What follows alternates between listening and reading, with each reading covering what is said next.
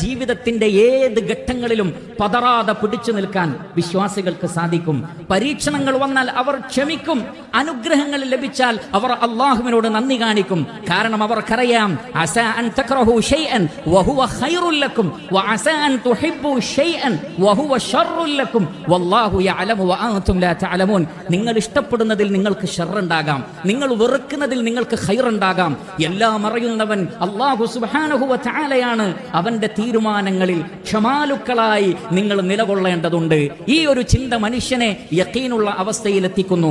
മഹാനായ ഉബാദത്ത് ബിൻ സ്വാമിത്ത് റളിയല്ലാഹു തആല അൻ തന്റെ മകനോട് പറഞ്ഞ ശ്രദ്ധേയമായ ഒരു വാക്കുണ്ട്. മകനെ, ഈമാനിന്റെ യഥാർത്ഥ വിശ്വാസത്തിന്റെ മധുരം നിനക്ക് ആസ്വദിക്കാൻ കഴിയില്ല. നിന്നെ ബാധിച്ചതൊന്നും നിന്നെ വിട്ടുപോവേണ്ടതായിരുന്നില്ല, നിന്നെ ബാധിക്കാതെ പോയതൊന്നും നിന്നെ ബാധിക്കേണ്ടതുമല്ല എന്ന ശരിയായ ഒരു അറിവിലേക്ക് നീ എത്തുന്നതുവരെ ഈമാനിന്റെ മധുരം ആസ്വദിക്കാൻ കഴിയില്ല എന്നാണ്.